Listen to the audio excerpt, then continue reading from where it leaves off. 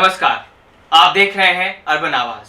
भारत विश्व का सबसे बड़ा लोकतांत्रिक देश और इस सबसे बड़े लोकतांत्रिक देश का सर्वोच्च पद राष्ट्रपति। भारत में हर 5 वर्षों के बाद राष्ट्रपति चुनाव कराए जाते हैं। राष्ट्रपति चुनावों को कराए जाने का भारत का तरीका अनूठा अनोखा है। विश्व भर में होने वाले राष्ट्रपति चुनावों के तरीकों का एक अनूठा मेल है। इतना ही नहीं, राष्ट्रपति चुनावों में शामिल होने के लिए सभी विजयी राजनीतिक दलों के उम्मीदवारों को न्योता दिया जाता है। भारत के राष्ट्रपति का चुनाव एक इलेक्टोरल कॉलेज कराता है, लेकिन इसके सदस्यों का प्रतिनिधित्व अनुपातिक भी होता है। उनका सिंगल वोट ट्रांसफ़र होता है, लेकिन उनकी दूसरी पसंद की भी गिनती होती है। यहाँ वोटों के गणित को समझने के लिए कुछ बातों का जानना आवश्यक है। अप्रत्यक्ष निर्वाचन यानी भारत के नागरिक डायरेक्ट वोट डालकर अपने राष्ट्रपति का चुनाव नहीं करते हैं, बल्कि जनता के द्वारा वोट दिए गए उसके बाद उन वोटों से चुने गए उम्मीदवार भारत के राष्ट्रपति का चुनाव करते हैं।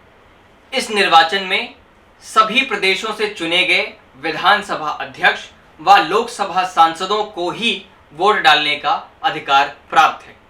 राष्ट्रपति द्वारा नामित सांसद इसमें वोट डालने के अधिकारी नहीं होते हैं। सिंगल ट्रांसफरेबल, इस चुनाव में एक खास तरीके से वोटिंग होती है जिसे सिंगल ट्रांसफरेबल वोट सिस्टम कहते हैं। यानी वोटर एक ही वोट देता है, लेकिन वह राष्ट्रपति चुनाव में भाग ले रहे सभी उम्मीदवारों में से अपनी प्राथमिकता तय कर देता है। वोट देने वाला बैलेट पेपर पर अपनी पसंद को पहले, दूसरे पर, तीसरे पर क्रमानुसार बताता है। यदि पहली पसंद वाले उम्मीदवार के वोटों से विजेता का फैसला नहीं हो सका तो उम्मीदवार के खाते में वोटर की दूसरी पसंद को नए सिंगल ट्रांसफरेबल वोट के तहत ट्रांसफ़र किया जाता है। अनुपातिक व्यवस्था, वोट डालने वाले सांसदों और विधायकों के वोट का वेटेज अलग अलग होता है। दोनों राज्यों के विधायकों के वोट का वेटेज भी अलग होता है। यह वेटेज जिस तरह तय होता है उसे अनुपातिक प्रतिनिधित्व व्यवस्था कहते हैं। क्या महत्व होता है सांसद और विधायक के वोटों का? विधायक के मामले में जिस राज्य का विधायक हो उसकी आबादी देखी जाती है। इसके साथ उस प्रदेश के विधानसभा सदस्यों की संख्या को भी ध्यान में रखा जाता है। वेटेज निकालने के लिए प्रदेश की जनसंख्या को चुने गए विधायकों की संख्या से भाग दिया जाता है। इस तरह से जो भी नंबर मिलता है उसे फिर 1000 से भाग दिया जाता है। अब जो आंकड़ा हाथ लगता है वही उस राज्य के एक विधायक के वोट का वेटेज होता है। 1000 से भाग देने के बाद अगर शेष 500 से ज़्यादा हुआ तो वेटेज में 1 जोड़ दिया जाता है। सांसदों के मतों के वेटेज का गणित अलग है। सबसे पहले सभी राज्यों की विधानसभाओं से चुने गए सदस्यों के वोटों का वेटेज जोड़ा जाता है। अब इस सामूहिक वेटेज का राज्यसभा और लोकसभा के चुने गए सदस्य की कुल संख्या से भाग दिया जाता है। इस तरह से जो नंबर मिलता है वह एक सांसद के वोट का वेटेज होता है। अगर इस तरह भाग देने पर शेष 0.5 से ज़्यादा बचता है तो उसे वेटेज में 1 का इजाफा हो जाता है। कैसे होती है वोटों की गिनती? राष्ट्रपति चुनाव में सबसे ज़्यादा वोट हासिल करने से ही जीत तय नहीं होती।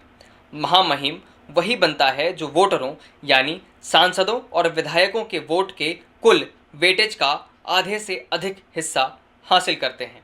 अर्थात इस चुनाव से पहले से तय होता है कि जीतने वाले को कितने वोट या वेटेज पाना होगा।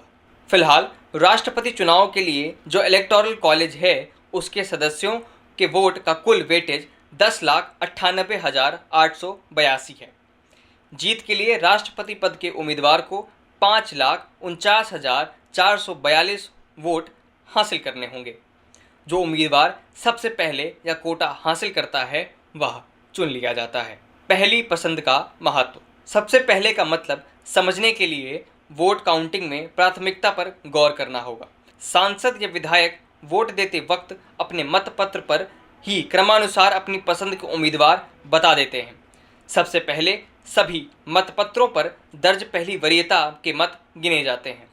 यदि इस पहली गिनती में ही कोई उम्मीदवार जीत के लिए जरूरी वेटेज का कोटा हासिल कर ले तो उसकी जीत हो गई। लेकिन अगर ऐसा ना हो सका तो फिर प्राथमिकता के आधार पर वोट गिने जाते हैं। पहले उस उम्मीदवार को बाहर किया जाता है जिसे पहली गिनती में सबसे कम वोट मिले, लेकिन उसे प्राप्त वोटों से यह देखा जाता है कि उसकी दूसरी पसंद के कितने वोट किस उम्मीदवार को मिले। कैसे होता है उम्मीदवार बाहर? दूसरी वरीयता के वोट ट्रांसफ़र के बाद सबसे कम वोट वाले उम्मीदवार को बाहर करने की नौबत आने पर अगर दो उम्मीदवारों को सबसे कम वोट मिले हों तो बाहर उसे किया जाता है जिसके पहली प्राथमिकता वाले वोट कम हों। कौन बना रहता है दौड़ में?